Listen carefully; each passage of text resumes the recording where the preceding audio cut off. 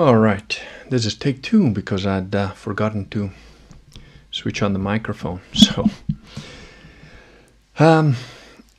Right, so this is a bit of a random one. It's about the mystic side of the human experience, really, and ritual. Ritual and mysticism go together,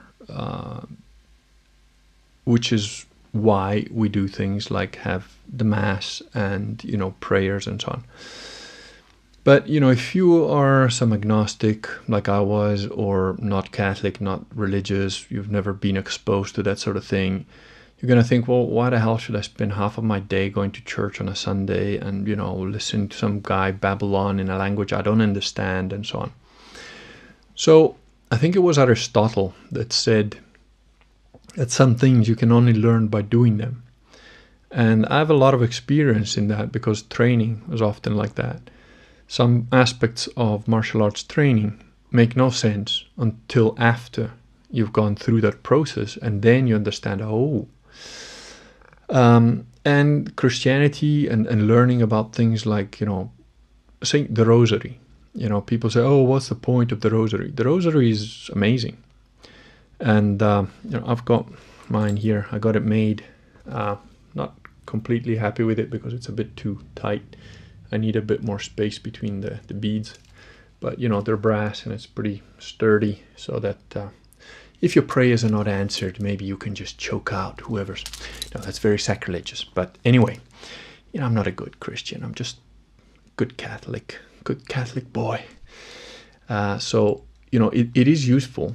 And I started sort of to pray the rosary even before I was baptized or even really sort of became Christian. And I'll explain to you how I know that the rosary and myth and ritual are important. And I'll just walk you through something that I experienced. When I started training in Systema, Systema has got a lot of Christianity attached to it because Michael Ryabko, who's one of the main teachers of Systema, has got some very good connections or intimate relationships with some of the whether they're the metropolitans or bishops of the Orthodox Church in Moscow. And I don't know what all the details are, what the politics of it are, and I don't really care. But Michael Ryabko sells Systema as being a very Christian thing that monks did and blah blah blah, which, is not really correct. That's why part of the reason I wrote the book, the Systema book, is to correct the fact that, Systema was, yes, there are elements of it that every warrior culture has learned over the millennia, but it was a military science that was learned and taught and discovered by the Soviet, regime originally, and then later the Russian special forces and so on have adapted it. But the point was that when he first came along, I knew he was kind of talking shit about some stuff because he said, oh, well, the katas that you do in those other martial arts, they're summoning demonic forces because the pattern that you make on the floor when you're walking around is like a demonic symbol. Now, I knew this was absolute bullshit because I trained in Shotokan Karate for like a couple of decades, more maybe. And in Shotokan Karate, you've got the most katas than any other style. And at some point, I knew most of them. There's like something like 26 katas. Now, katas are a very weird thing because it's a set pattern of movements that you do. But if you don't practice them regularly, you forget. It's really weird. It's, you have to keep doing them. If you stop doing them for a few months, a few years, you forget them. And... so I knew that was nonsense because none of the patterns you do make any kind of kanji character that, summons demons. It's bullshit.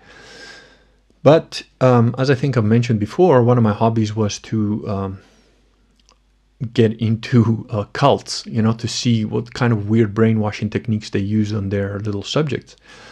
And I've done this with a number of freaky cults that some people get roped into for life. And the way I did that was... I always made sure, I'm a very objective person. I've got a very strong mental attitude and a very strong sense of, identity. So it's not like I was going to get lost in these people, in their bullshit. But I still allowed a certain element of it to to play up on me, you know. So I was anchored back there in my reality. But I'd say, all right, let me just play along with these fuckers, you know, see how they brainwash people. And then I'd come back out, reel myself back out and go, oh, right. Oh, so that's how they do it. It's just interesting for me. And so with the stuff, you know, with Systema, when they were saying, oh, it's this and that, and one of the things they said is like pray while you're training. You know, there's exercises that you do in Systema where you're maybe just punching, fighting, whatever. But then there's also some exercises you do while you hold your breath, like you do push-ups with empty lungs, you know, for as long as you can, or you walk for as long as you can without breathing, you know, or some exercises that you just have to do until you fail, until your body literally cannot do another push-up, and you just keep doing, and then when your body literally can't do another push-up, you do 10 more, you know. And how do you do that?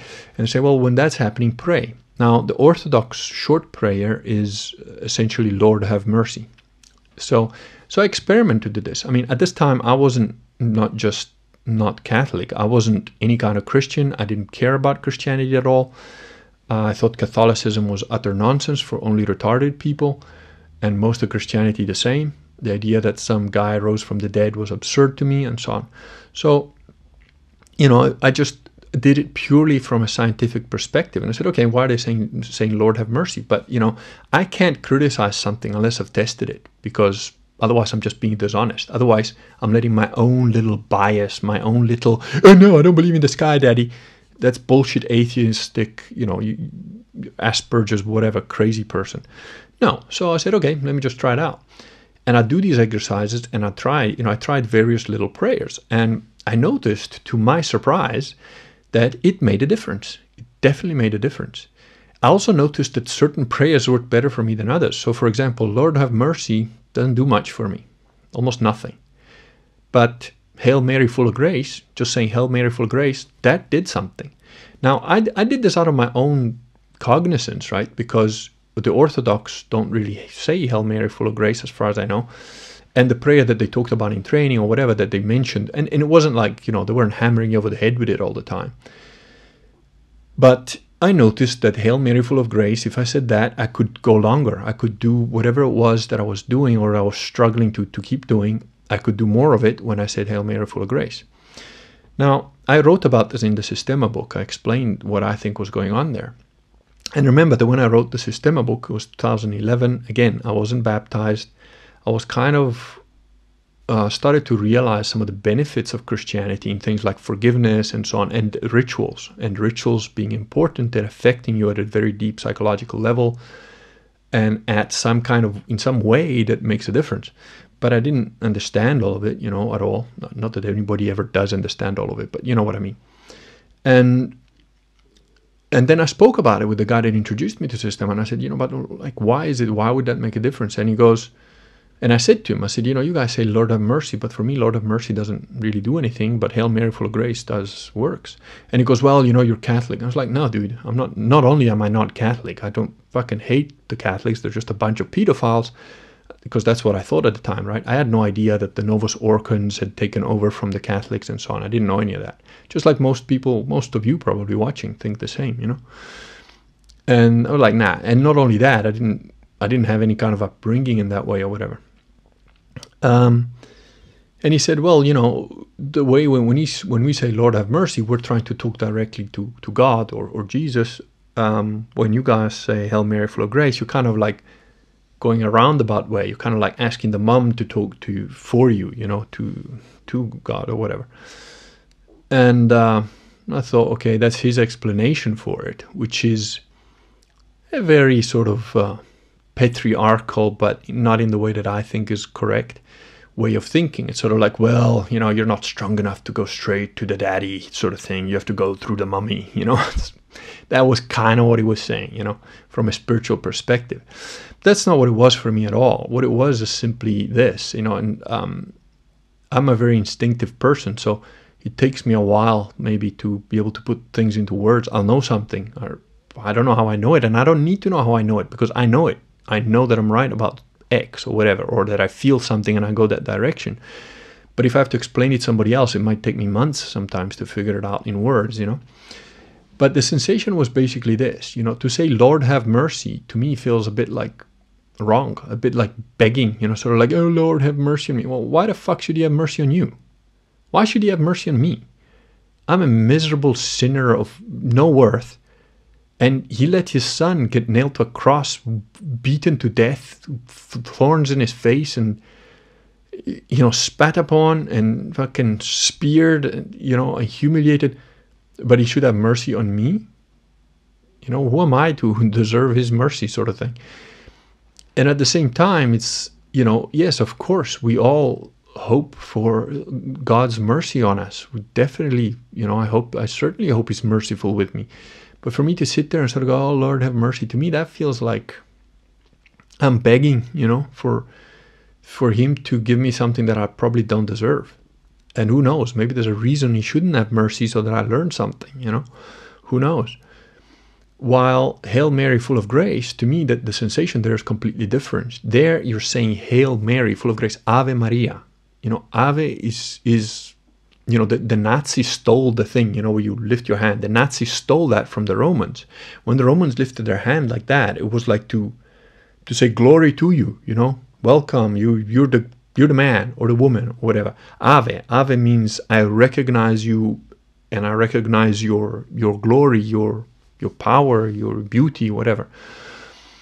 And to me, Ave Maria, gratia plena, Hail Mary, full of grace, that means something, because Mary is full of grace, was full of grace. She watched her own son get destroyed and still loves humanity and only has love in her heart for everybody. And how amazing is that? That is a woman that went through hell, and yet she still loves and cares about you and me and everybody. And it's like, how the fuck do you do that? That is beautiful. That is something deserving of not just praise, but your admiration. And that's what it is. There's an admiration where you're saying, I recognize your beauty, your power, your feminine ability to retain love and nurturing grace in such horrific circumstances. And you're saying that. You're basically saying, I hail to you. And at the same time, so that's sort of the first line. And, the last line is, pray for us sinners now and in the hour of our death. So it's a soldier's prayer to me, because it's like, I admire, I give your due respect to you, and I'm asking you, please pray for me, because Mary is such a beautiful, graceful, feminine entity that gives only love, even though she received was pain and hell sort of thing.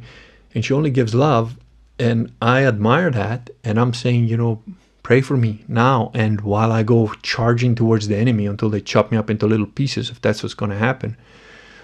Because, some people are just going to die when they're in their 40s due to fucking liver cancer or some shit, But personally, if everybody has to die, but, if I could choose my death, I hope it's, at 105, surrounded by all my enemies with a lot of C4 strapped to me and a dead man switch. Fuck it. That would be a good way to go. And, everybody's got their own ideas, but I'm thinking, shit, if I'm the last one alive, surrounded by packed in, let them all the enemies get real close. And then I just, yeah. And when I fucking drop dead, finally take them all out. That's when I've run out of punches and swords and bullets, and they finally take me out, boom. That to me, that's, and, your sensation is, Hail Mary, full of grace, pray for me now and in the hour of my death. Because that's kind of how I see it. So for me, it's a beautiful prayer because it embodies the beauty and the love, the forgiveness, all the essence of Christianity. And, the other side, which is me, miserable, broken, mercenary type, sort of broken, not good, really crusader, but doing his best kind of guy, which is all of us, right? We're all broken, failed, and so on. And so when I started to read into Christianity, Catholicism, when I had that experience, then I started to, I tried to learn the prayers. You got to understand, I had this experience like road to Damascus moment, and then I didn't know how to say the Lord's Prayer. I didn't know the Lord's Prayer, Lord's Prayer, I couldn't do it. Couldn't ask me to say it. I couldn't do it. I didn't know it. And then the Hail Mary, I didn't know any of them. So I started to try and learn them, and I couldn't do it. And then I thought, fucking, this is not really working. I thought, screw this. I'm just going to look at the Latin. So I looked up the Latin, I printed out the Latin Ave Maria, and within 2 or 3, and I thought, I'm just going to read it in Latin. And after like 3, 4, 5 times, that's it. The Ave Maria is in my head in Latin. I say the Ave Maria in Latin all the time. And then I started to say it going to work, on my way to work. This was a couple of years ago already. So I still wasn't baptized, but I just say it in my head going to work. Ave Maria, gratia plena, Dominus tecum, benedictus tu in mulieribus et benedictus fructus ventris tui. Jesus, Santa Maria Mater Dei, ora pro nobis pectoribus, nunc et in hora morte nostra. Amen. And that was it. And I just repeated. And it only took about a couple of days, maybe a couple of days. I would say it on my way to work. I'd say it, I didn't even have, I got this one made later, but I didn't have this. I had like a cheapo rosary that I got like for $2 or something. I don't know. I just keep it in my pocket and I'd count the beads to try and I wasn't even doing the whole rosary. I wasn't doing the meditations. I still don't do the meditations really because, I'm a simple kind of creature. And, but after a couple of days of doing that, something happened that I can't really explain, but it's a certain peace settled over me. And every time I pray the rosary, every time I do a prayer, it settles on me again, and it's like, what is that? Where does that come from? And it changes you. It changes you internally. You can almost feel like your DNA clicking into a new position, a good position, so, but you can't explain it. You can't teach somebody about it. You can't do anything, you just do it. So just pray the rosary. Learn the rosary in Latin. It's a short prayer. It's not difficult. And then when I tried to learn the Lord's Prayer, and I tried in English because I married an English woman, so I'm thinking, we say it together, but I can't, the Lord's Prayer in English to me is difficult. I can't do it. Now, the weird thing is when I was a little kid, I had a book where they talked about St. Francis of Assisi. They talk about all sorts of stuff. It was like a little boys' scout type book where, they told you about how to make an axe and how to camp. And there was a little thing about Francis of Assisi. And I liked Francis because, he could speak to the animals. He could speak to the birds and whatever. And I thought, that's so cool. And in there, next to it, there was the Lord's Prayer. So I'd learned that in Italian, but by myself. I'd never been to church. My parents didn't take me to church. It was like, it was a thing that I did on my own. And I was younger than 7. So I was maybe 5, 6, something like that. And I learned this prayer by myself. But I completely forgot it. I couldn't tell you the Lord's Prayer in Italian, in English, or in any other language. It was just like, Then I tried to do it in English, and I couldn't. But then I kept saying the Hail Marys in Latin, and then I thought, well, let me look at the Latin prayer for the Lord's Prayer, and it's kind of complicated, it's a bit long. But as I was trying to learn it, what happened, which was kind of unbelievable, amazing, is like it came back to me. The Italian came back to me. So the Lord's Prayer, I say in Italian. It came back to me from when I was a kid, and I'd read it those few times that I'd learned it for that one day that I'd learned it. I learned it for like a couple of days. That was it. So I knew the Lord's Prayer in Italian when I was a kid, and I'd completely forgotten it, and now it came back. So I say the Lord's Prayer in Italian, I say the Hail Mary in Latin, and whatever other prayers, I follow along with whatever's going along, So it's a bit of a mishmash. But the thing is, you will be amazed by kind of the results you get by just doing it. I can't explain it, but pray the rosary. Just get a cheapo rosary. It doesn't matter. You don't even need the rosary. You can just do it, You can just pray the prayer. And yes, you should meditate. So for those of you that don't know, the rosary is like a 5 decad. So it's 5 times 10, right? There's 10 beads there, and there's 5 of these. And between each of those, there's another bead. So it's Hail Marys. Each bead is a Hail Mary. Then you get here, it's the Lord's Prayer. And you do all of that. And then there is, some people do different things, but there's, I think there's a Salve Regina, maybe somewhere in there. And there's the Gloria between the little prayers and so on. So it's Our Father, the cross, then it's a Gloria, then it's the Hail Marys, then it's another Gloria, then it's Our Father, and then it's the Hail Marys and the Our Fathers. And you can have a Salve Regina in there somewhere as well. And you're supposed to meditate on the mysteries for each one of these things. And remember, if you're, pre-Vatican II, there's only they added another mystery with Vatican II. Ignore that one. That's not the real one. So But the thing is, you can only learn the stuff by doing it. And it is kind of like training, because I'll give you an example. I'll give you a little story that my friend Uldis, so I came into training once and he goes, no, we must improve, Giuseppe, your strike a little bit. Like, okay, keep in mind, by this time I'd learned, I've trained and taught in karate for like over 2 decades. And then I'd been doing Sistema for at least probably another decade. And I was teaching, I was also teaching Sistema. So it's not like my strikes weren't good. But he said, no, we can improve. So, okay. So I go in the bag and he said, no, just punch the bag. And I said, okay. I start to punch the bag. And he goes, no. Only one arm, only right arm. So, okay, punch the bag with the right arm. And, the classes were like basically 2 hours, like 1.5, 1 hour 45, something like that. But I end up going close to 2 hours. And that's all I did. 2 hours, punching the bag, one arm only. That's it. And then he occasionally he'd come there and say, no, a bit more relax. Okay, do from top, do from bottom, do from side. And I just bang, bang, bang. So 2 hours of punching the bag. Next session comes, you go to bag, punch bag. Okay. Now, 2 hours again. Next session, 2 hours again. So how long do you think you would go before you'd say, hey, Uldis, what the fuck am I punching the bag with only one side for? Jesus, come on, dude, I'm tired of this shit. Not once did I ask. But why? Because I have a lot of experience in this stuff. I trust this guy because I know he's a good teacher. I've seen what he can do. I've seen what he can teach. So I don't even question. It never even came up in my mind to say to him, but Uldis, why? Just shut the fuck up, do what he's telling you. I'm a good captain. I am a good leader when I have to lead. I don't particularly like doing it, but if I have to, I'm good at it. But I'm also a good lieutenant. That whole Sigma thing. I can switch. I can be both, regardless, depending on the situation. And he's a good teacher, so fuck it, I'll just do what I did. So 1 week went by, and every session, 2 hours. We're training every day, pretty much. Or most days. The weekends, we weren't training the weekends. But so how long do you think you go? So try 2 weeks, right? At the end of the second week, third week starts. I go to the punch in the bag, and he goes, no. It was okay now. Now other arm. So I'm thinking in my head, oh, fuck. Now it's going to be 2 weeks with the left side. All right. And bang! It was like, fuck me. What the hell? What just came out of my arm? I punched with the left side and it was like fucking torpedo. It was like, whoa. And he looks at me and goes, now you understand. That's it. Lesson learned. I didn't have to punch for 2 weeks with the left side because he'd rewired my fucking brain. And that's a teacher, and there's no way he could have told me that. And I would have thought, yeah, I understand. And actually him telling me that would have prevented me from learning properly, because then I'd be thinking about it and I'd be trying to do it.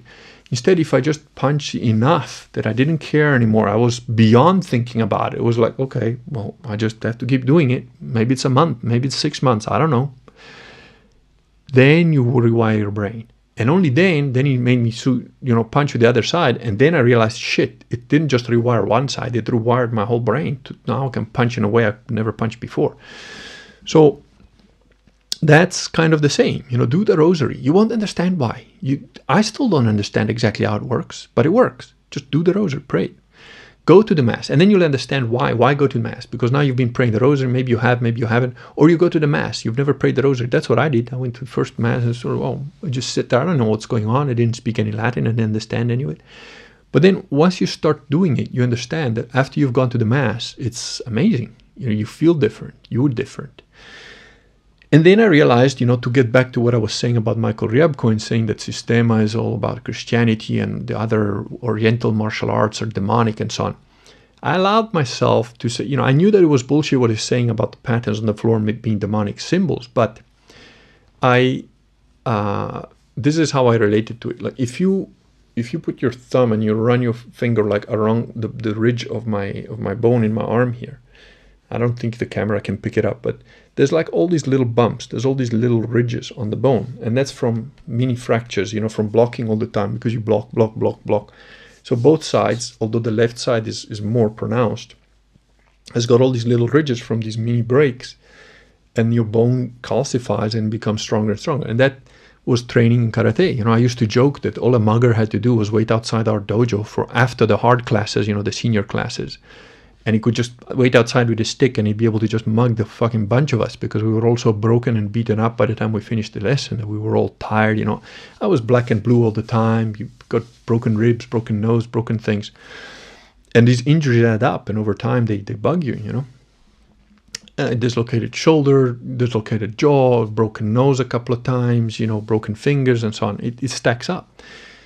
In Sistema, I never got any injuries. I mean, I did get one injury, but basically what it was all the old injuries from karate came back out and then healed themselves. Because Sistema trains you to like move every little muscle independently, so that, for example, you can like rotate, change, and you know, so this side of, like, let's say this shoulder, I'm just, you know, moving all the little muscles and I'm kind of making a movement, and I've actually got a bit of a problem in my shoulder now. It's an old injury stuff, car crash and other things. So I've been doing a little bit of that, but I don't think the camera picked it up or whatever, but there's a little click that just happened there, you know, because if you move there it went again. So there's like, I can move one side of my body, like where all the muscles there are like doing something, or even tightening. I can really tighten one muscle really hard, and on the other side I'm completely soft, because you learn to move all your muscles independent of each other. And when you start to do that, it heals the body, because the blood flow starts to get access to areas that you haven't used for years. All your little atrophied little muscles, you know, we do all sorts of weird little training in like Sistema. One of the things was like you put your hand here and you push against your own hand, and then you do it on the other side, and then you do it on the front, and then you do it on the back, and you do that for a few days, and sometimes you'll feel like pop, some little muscle tension that's been like there for years just suddenly releases. Now when that happens, if you then train carelessly, you might get an injury, because that muscle has been atrophied into stone for like, who knows, a decade. Now it starts to move again, and now you overtax it and it like something breaks, you know. So I've had that sort of thing happen, but that was just me, you know, it was my fault. And then doing Sistema movements and breathing and so on, that thing fixed like within a couple of days, which is usually takes weeks, you know. So there is an analogy in that you could say, well, you know, those Oriental martial arts were very harsh and caused damage, kind of demonic.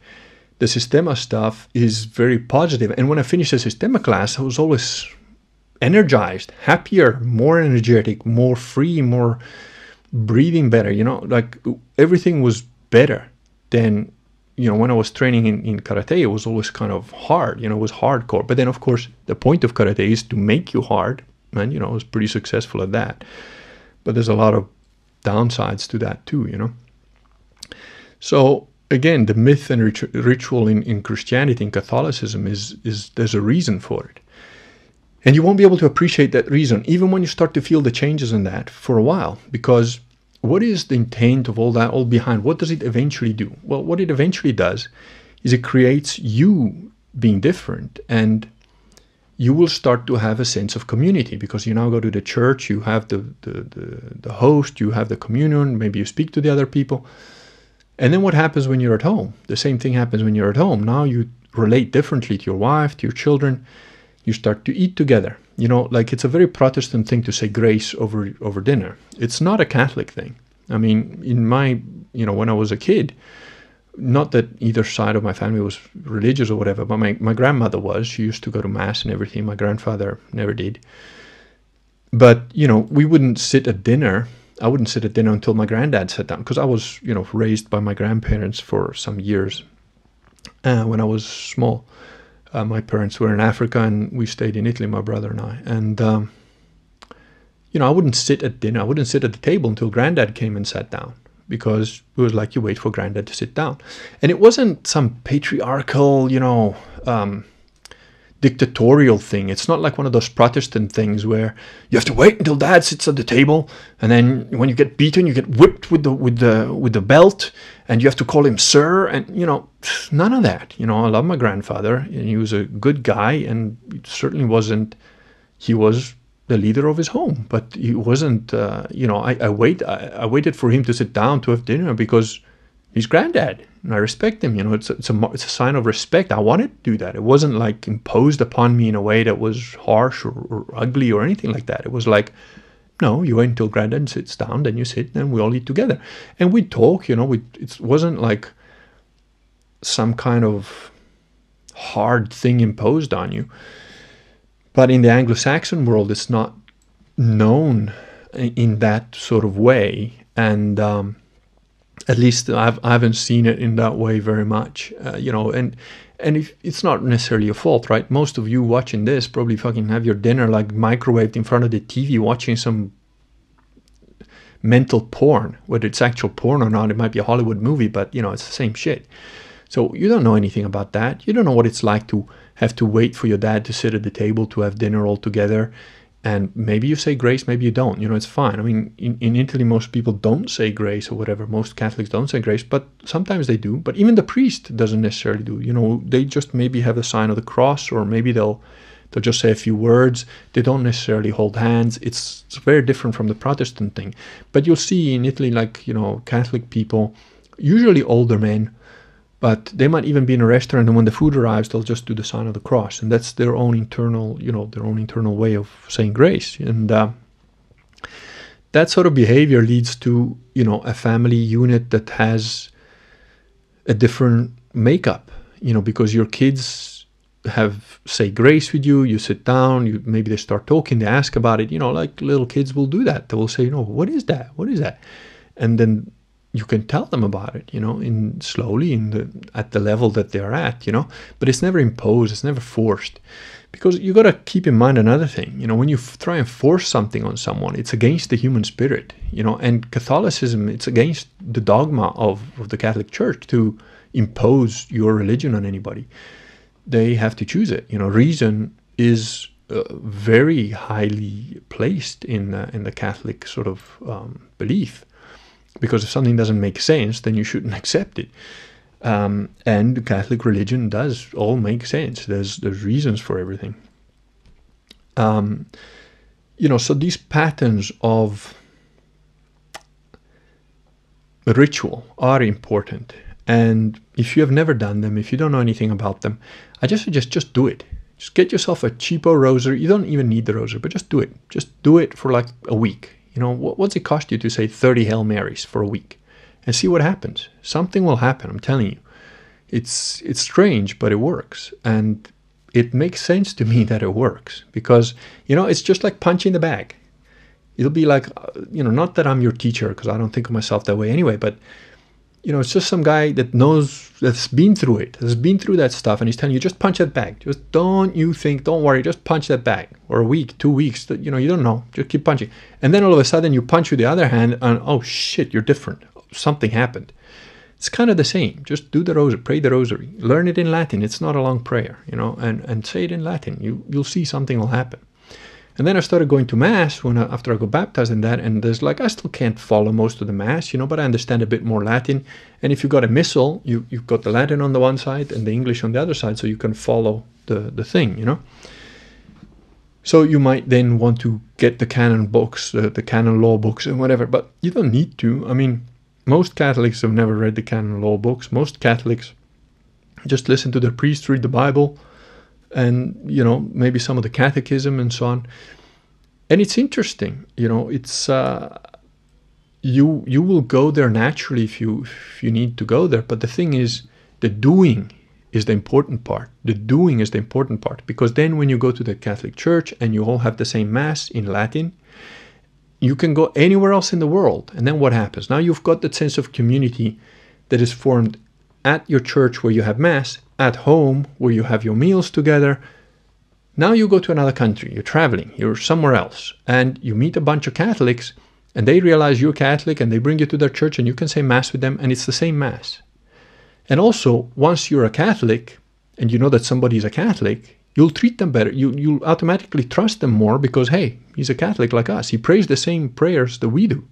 He goes to the same Mass we do. It's always the same. It's always in Latin. It's always the same. And now, maybe you'll start to understand why the Inquisition. See, the Inquisition was not just about burning loose sluts at the stake. That's not what it was. I mean, the Protestants probably made it something like that because, the Protestants have always had issues with sex. They're really freaky about sex. Sex is all bad, unless you're tied up and being whipped and pegged by some transgender guy, then it's fine. That's kind of the Protestant take on sex. In my view, as a Latino that wasn't a Catholic for a long time, but knows a lot of Catholic girls.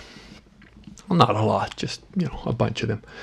Anyway, the thing is, the Inquisition was about rooting out imposters that pretended to convert to Catholicism just so they could carry on trading with the enemy and selling out your family, your kids, get your kids sold into slavery, you killed, and your wife raped and sold into slavery. That's what it was. That's what the Inquisition was. Because we basically said, look, you guys, people with the small hats, you've helped the people with the turban come over to Spain and take over the land.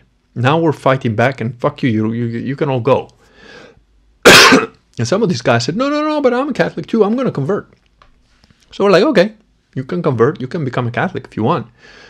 Then they pretended to convert, and they carried on doing the deals with the Muslims so that they could carry on, the Muslims could carry on staying in the Andalusia, in Spain.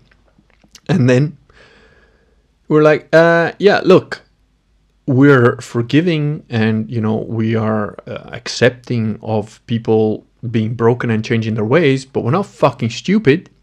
So you're pretending to be a Catholic, but really you're carrying on and you're doing it to my detriment, to the detriment of myself, my children, my people I love. No, we're now going to question you a little bit. And if you fail your questioning, we're going to burn you at the stake, because you've got a choice. You can get the fuck out. We're letting you go, right? Go away. Don't come here. Don't stay here. Go away. Go do your small hat shit with the turban guys in your land, in their land. Go over there. Don't do it here. Or if you convert, then you better be a true convert. Otherwise, you're going to find it a bit hot. That's what the Inquisition was. So it wasn't a bad thing. It was a good thing. The Inquisition was a good thing. And you'll find this pattern many times, because you've all been, especially if you're English speaking, you've been, whether you like it or not, brainwashed by all these lies about the Catholic Church. And then you find out the pattern is the same and the same and the same. When you go and dig into it, the lies that have been told are lies. That's Prince of Lies. That's how it works, So the Inquisition was about rooting out fake converts, fake Christians, people that said they were Christian but really continued to make deals with the enemy to wipe out Christianity. That was really what they were trying to do. So do the rituals, and you will get a benefit from them that I can't describe. I don't know what it's going to be specifically for you, but it works, And again, they're not long or hard prayers. I mean, I only know the Ave Maria in Latin and the Gloria in Latin. I don't know the Pater Noster in Latin. I say the Pater Noster in Italian, so you'll find your own way, It's not like, but it's important. It's not just a ritual for ritual's sake. There is a mystic element to it. And everybody watching this has had some strange thing happen that they don't know how to explain. Every single one of you has had some mystical experience that you're like, shit, I don't know what's happened. And some of us have had mystical experience we're never even going to bother talking about. I mean, maybe I'll leave it in a book for my daughters and my son to one day find out about, but I can explain it to you, and no one will believe it. It doesn't make sense. It doesn't make sense to me, and I lived through some of these experiences, but there were very weird mystical experiences that had a very real impact in the world, very real, like life and death real. I can explain them, and so it's important that you pay some homage to this stuff in the correct way.